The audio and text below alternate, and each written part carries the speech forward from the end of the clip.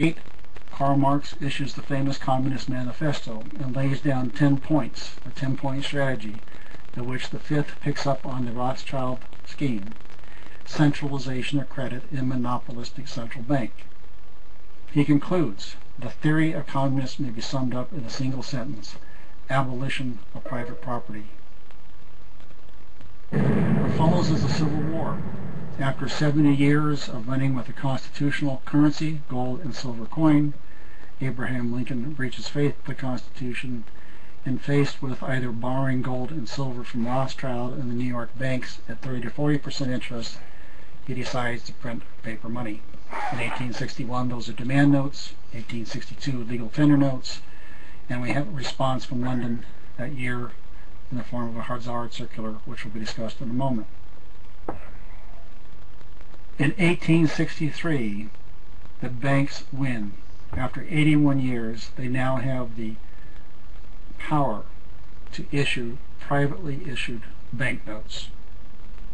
The National Banking Act is given a charter of 20 years. In 1864, Lincoln speaks out against the money power. I see in the near future a crisis approaching. It unnerves me and causes me to tremble for the safety of my country. The money power preys upon the nation in times of peace and conspires against it in times of adversity. It is more despotic than a monarchy, more insolent than autocracy, more selfish than bureaucracy. It denounces as public enemies all who question its method or throw light upon its crimes. I have two great enemies, the Southern Army in front of me and the financial institutions at the rear. The latter is my greatest foe. Corporations have been enthroned, and an era of corruption in high places will follow, and the money power of the country will endeavor to prolong its reign by working upon the prejudices of the people until the wealth is aggregated in the hands of a few and the republic is destroyed. It is clear that Abraham Lincoln, in getting his paper currency, understood he had done with the deal with the devil, and fully intended to reverse things around. He is assassinated 5 months later on November 11, 1864. The National Bank Act is set to expire in 1882. In 1881, the sitting president is James Garfield. He is against renewal. He is assassinated that year, and Vice President Andrew Johnson becomes president and agrees to renew the bank for another 20 years, starting what's called the Second Charter Period. That charter is set to expire in 1902. In 1901, the president is William McKinley, also against the renewal. Following his assassination in 1901, Vice President Teddy Roosevelt, himself a member of a New York banking family and the first progressive to get into office, takes office as president, and he approves the Third Charter Period for 20 years. That charter expired in 1922.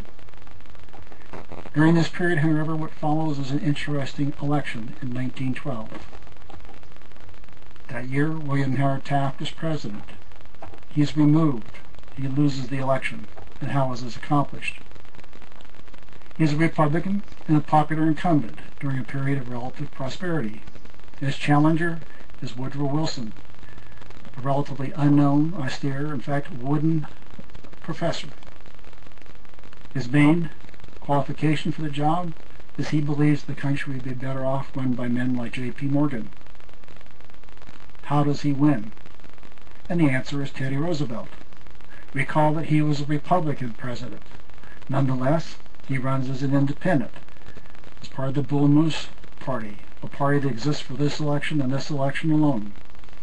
He splits the conservative vote, Taft is defeated, and Woodrow Wilson comes into office. On December 23, 1913, 2 days before Christmas, he signs the Federal Reserve Act into law.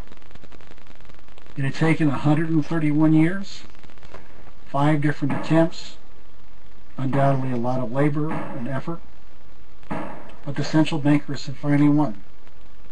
They now had their central bank and a perpetual charter. Our nation was fundamentally changed. We see that by that point, the foundation and the control over money had been established.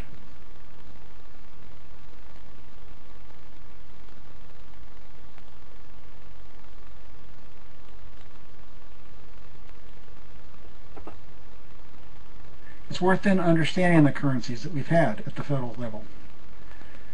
Beginning with the U.S. Constitution, no state shall emit bills of credit, make anything but gold and silver coins under the payment of debts. Article 1, Section 2. This specifically says no bank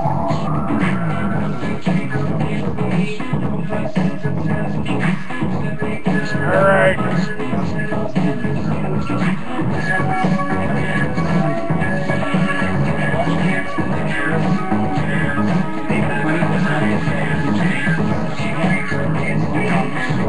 The honest and open the door. Due to the pain of your calling back into a live show, we are reconnecting you now. Second President, John Adams.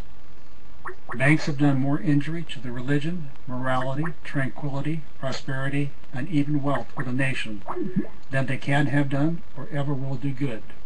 All the perplexities, confusion, and distress in America arise not from defects in the Constitution or Confederation, nor from want of honor or virtue, so much as downright ignorance of the nature of coin, credit, and circulation. And finally, Thomas Jefferson, the third president. I sincerely believe, he says, that banking institutions are more dangerous than standing armies, and that the principle of spending money to be paid by posterity is but swindling futurity on a large scale. If we, American people, ever allow monopoly banking to control the issue of currency, first by inflation and then by deflation, these banks and bureaucracies that will grow up around them will deprive we, the people, of all our property, until our children will wake up homeless on the continent which God gave us for our stewardship.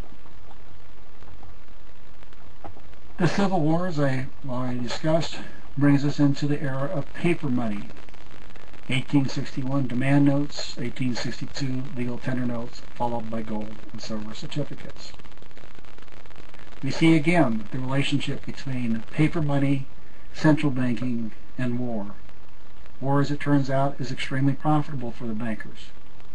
They get both nations in their debt, and they get their paper currencies. Well, let's take a look at the government debt to give you some scale. The national debt increased by 41 times during the Civil War. To put that in perspective, this would be equivalent to Barack Obama's term in office, the national debt going from, say, roughly $11 trillion to approximately $500 trillion in 4 years. The issuance of paper currency reduced the value of the currency some 55%. For all the bad they may have been, there is a good thing about this particular kind of paper money. Although it has no intrinsic value, it is redeemable. And there's a guarantor, the United States Treasury. It's printed by the government, the Bureau of Engraving to be specific, but more importantly, it's issued into circulation by the government. It does this simply by printing the money and paying its troops and other employees and its expenses using this money. This allows the federal government to operate without borrowing. It's debt and interest free.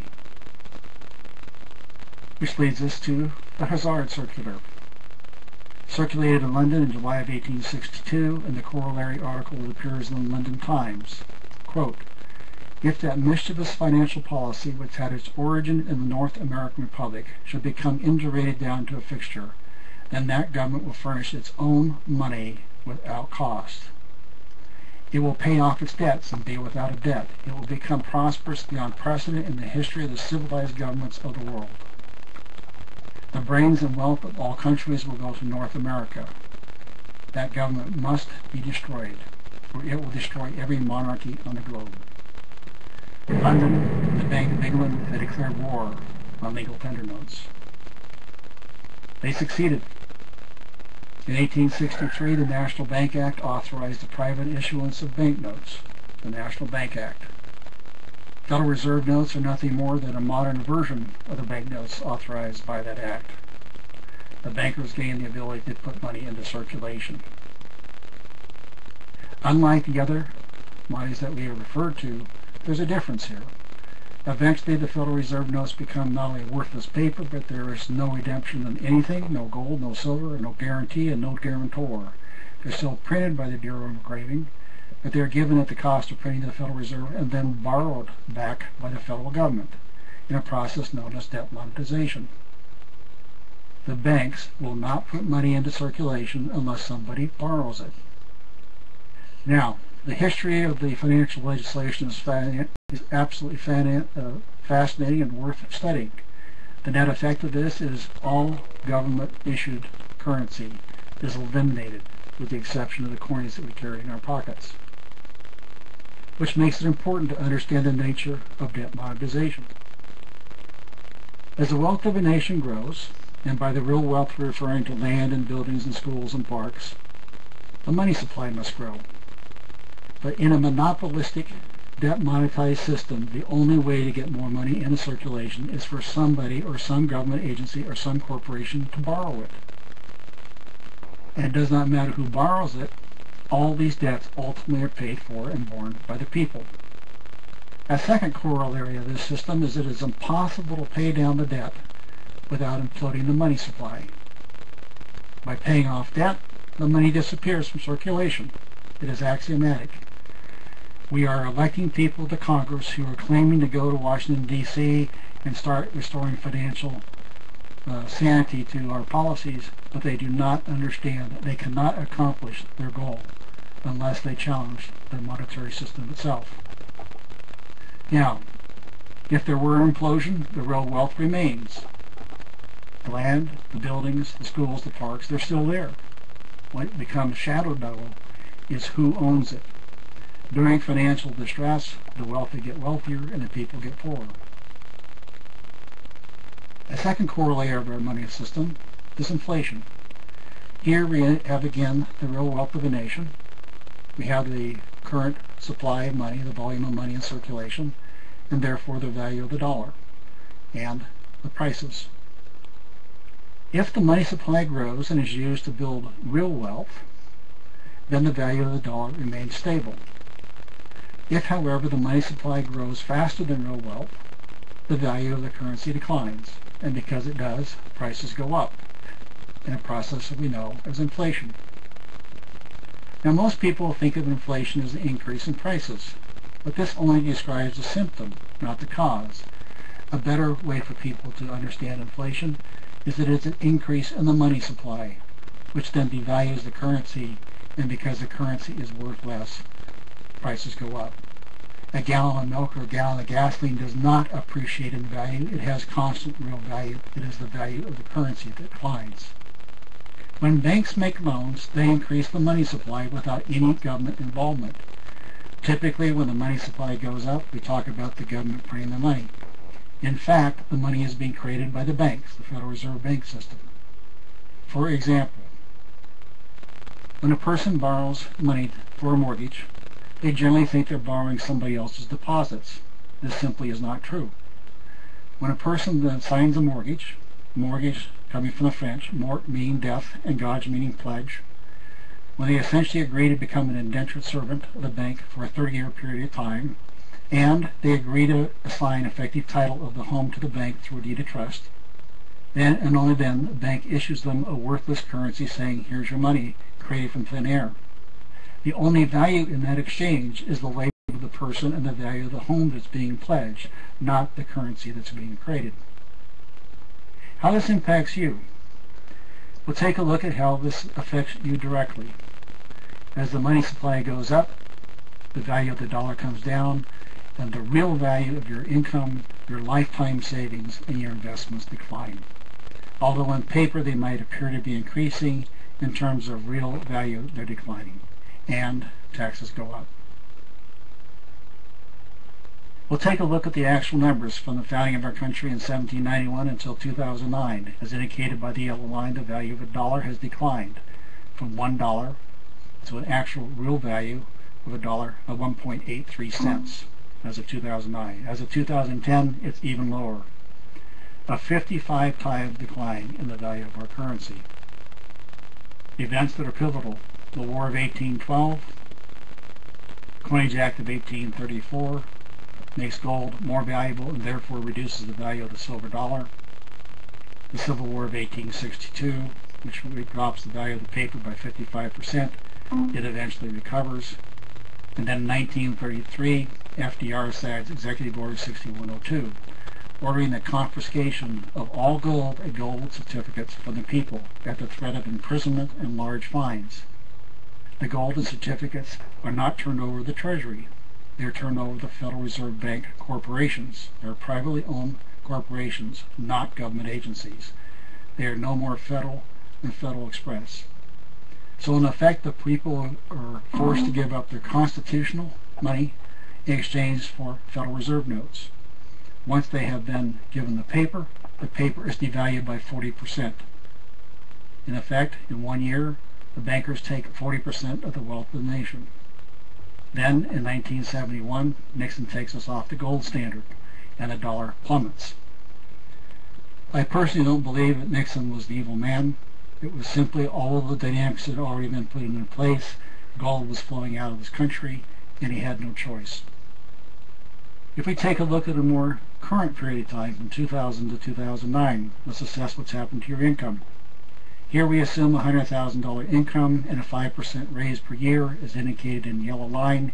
You see an increase in the value of your income.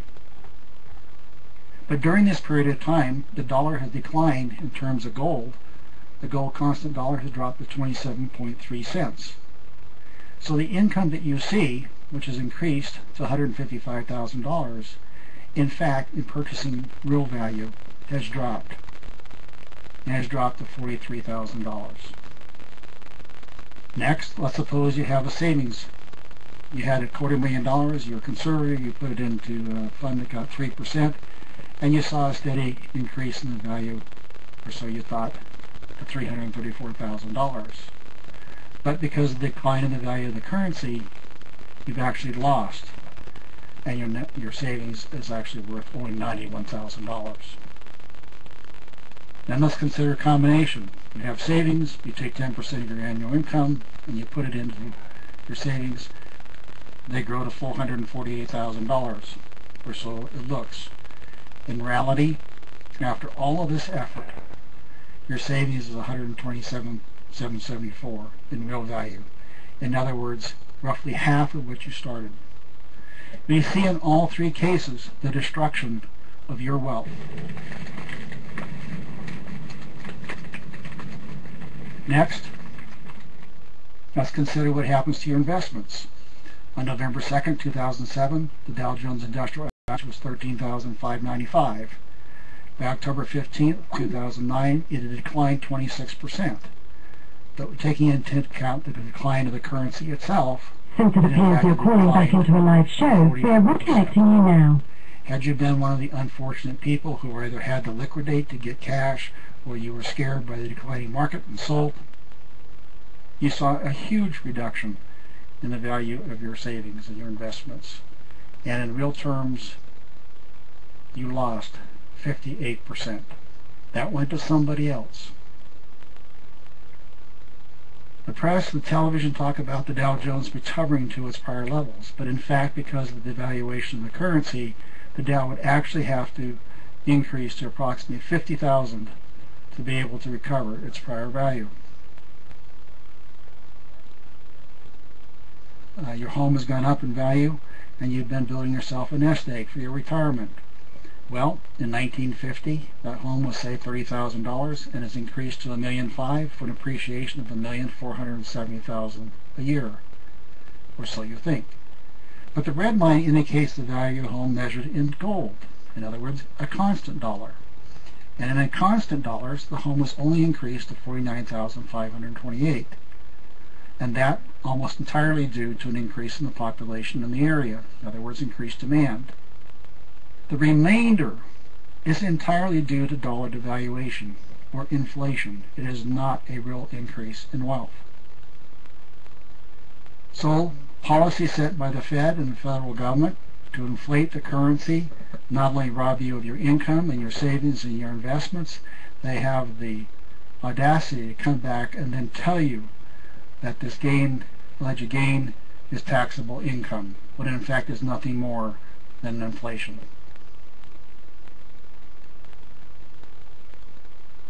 So in 1913 we had the Federal Reserve Act, but there were other things happening around that period of time.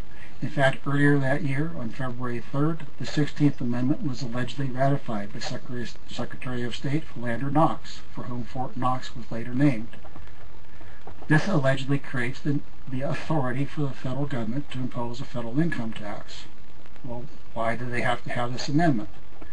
And the answer is that in 1895, on April 8th, the Supreme Court ruled in a decision called Pollock versus Farmers that the federal government did not have the authority to impose a federal income tax, arguing that the power to tax is the power to destroy.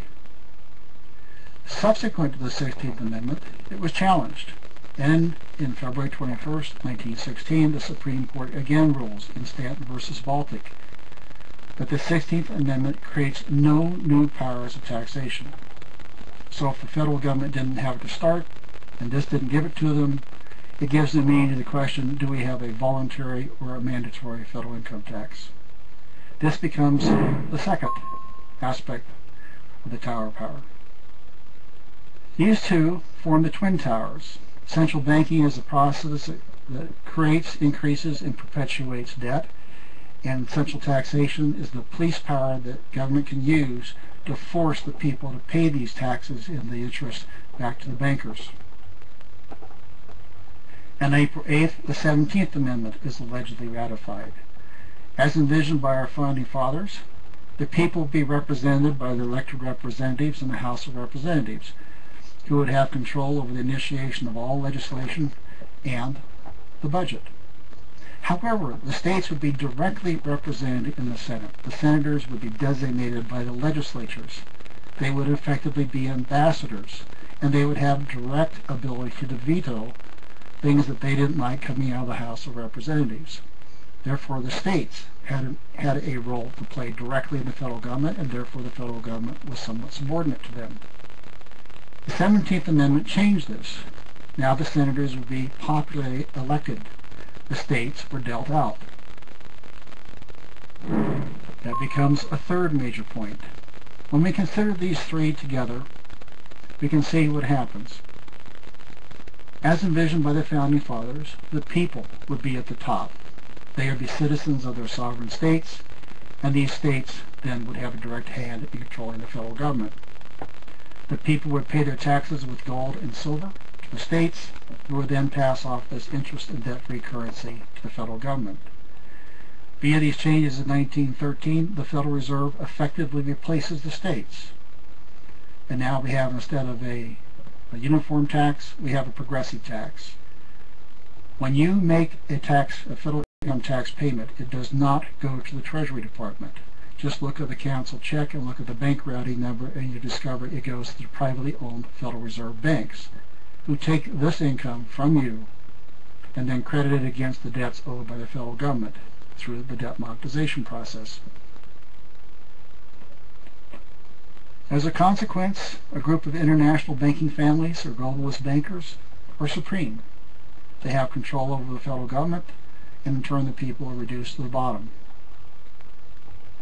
Other things that occur around the same period of time that are fundamental. New York City primarily begins to take control over the mass media, newspapers, news wires. All television now emanates from New York City. 95% of magazine publications, books, including school books, come from there, and so on. Public education, which is a plank of the Communist Manifesto, we begin to see its real nature. It removes parents from the education process as well as the local community, and substitutes indoctrination instead of education, and become increasingly centralized in the federal government. And finally, in New York City, the formation of the United Nations, initially called the League of Nations. These are the foundation upon which all the remaining things have been built. Our objectives as a people going forward to take our country back are as follows. We must go on the offense, and we must go for the foundation. If we can get the foundation, the rest will topple. And nothing is more important than to end the Fed. I agree If with we that. do everything else, but we do not take away the power of creating money from these people, everything else will return. The only way we can win permanent liberty is to return to a sound currency as envisioned by our founding fathers. We need to challenge the 16th Amendment. We needed to reverse the 17th Amendment and get the states' representation back in the Senate.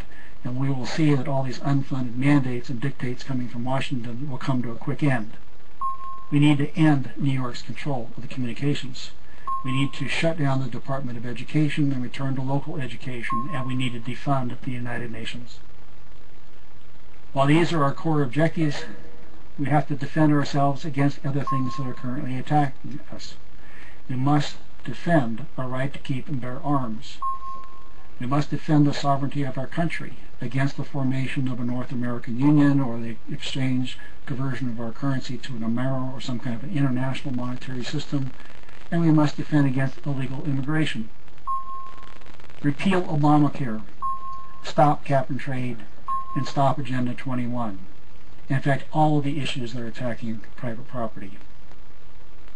In effect, we draw a line in the sand. No more. To begin the restoration, we must begin to build our own core competencies. And that foundation must be built on truth. You will not get it on television. Turn off the TV. Begin reading books. Begin listening to other people who have studied these issues. They may be expressing opinions different from what you understand, but listen to them carefully, because they may actually understand what is true. Second, the experts need to help to get the word out, and they can do this by putting together books and YouTube videos and newsletters and articles and flyers that get the word out. Next, everybody needs to be part of the communication system. We need the ability to get this information out to tens of millions of people. And we do that largely through the internet and using how to utilize those tools. The organizations, the grassroots organizations like the Tea Party, the 912, the Campaign for Liberty, the Second Amendment, all these groups need to begin to form alliances with each other. Ultimately, we all share the same purpose, the restoration of the constitutional government. They don't have to give up their individualism, but they do need to communicate, coordinate, and cooperate in a way they have not yet done. This is Finally, the biggest problem that we have right now, folks. I have been telling you everything this man has told you for the last 20 years, since 1994. I told you about Roosevelt. I told you about the Federal Reserve. I told you about FEMA. I told you about the chemtrails. I told you about all of that. And what they have tried to do is silence me. Well, the same way they've tried to silence presidents and successfully silence presidents. It's anybody that's trying to work against the banksters are considered the enemy, and that is heating up. They've got McCain has put a bill in for indefinite incarceration. All they have to do, if the banksters run this country, and I'm opposing the banksters, I have become the bad guy here. I've become the bad guy. And all of this, the how to take our country back, the strategy and the tactics, I've got this gentleman coming up, Kirk McKenzie, will be coming up this next week. And we need your help. We need your support. They do not want you to read my books. The whole history of the Rothschild, everything this man has just told you is there in Mystery Babylon, the New World Order Unveiled. It's all right there. It's all right there. And what's going to happen in the future, that's contained in my fiction books. Talking about the concentration camps, I wrote it over 10 years ago. I wrote the segment in about the detention centers and the